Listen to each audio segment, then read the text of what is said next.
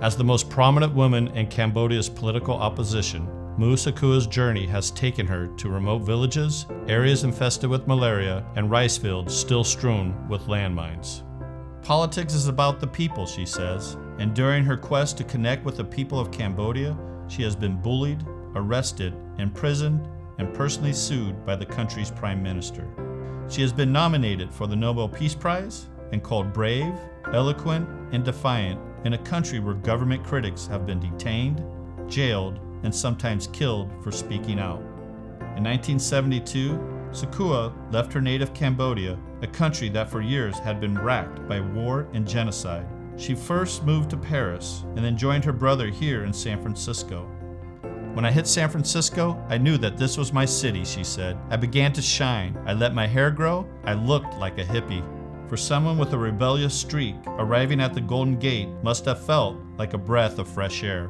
She thrived in San Francisco, stimulated by the city's tolerance, diversity, and activism. She learned English, she said, by listening to the Beatles.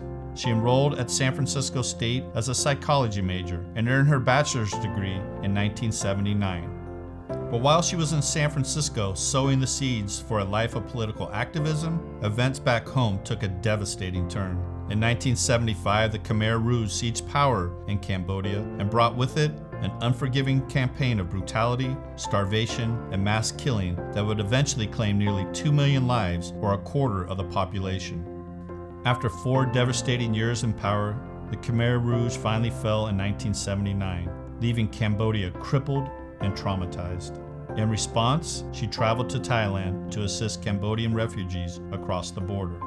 Sochua became an advocate for human rights and devoted herself to working against the exploitation and trafficking of women and children, working to help urban and rural poor in one of the poorest countries in Asia, and encouraging women to become active in the country's male-dominated political arena. Within 10 years, she would become an advisor to the government and eventually win a seat in the National Assembly. Soon thereafter, her political ascent culminated with her appointment as the Minister of Women's and Veterans Affairs, one of only 2 women in the cabinet. As a minister, she campaigned against child abuse, marital rape, violence against women, human trafficking, and the exploitation of female workers. She also helped draft the country's law against domestic violence and negotiated an international agreement with Thailand to curtail human trafficking in Southeast Asia. She served as a minister for 6 years before finally stepping down in response to the rampant corruption that pervades Cambodian politics. Her voice, however, has been far from silent, particularly with respect to women in politics. Encouraging women to run as candidates in local elections became one of her biggest rallying points. In 2002, during what were the first local elections in Cambodia, nearly 25,000 women became candidates, and more than 9% won.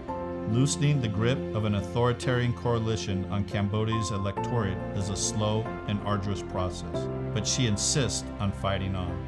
She knows that the best way to help her native country is to travel throughout Cambodia, listening and talking to its citizens.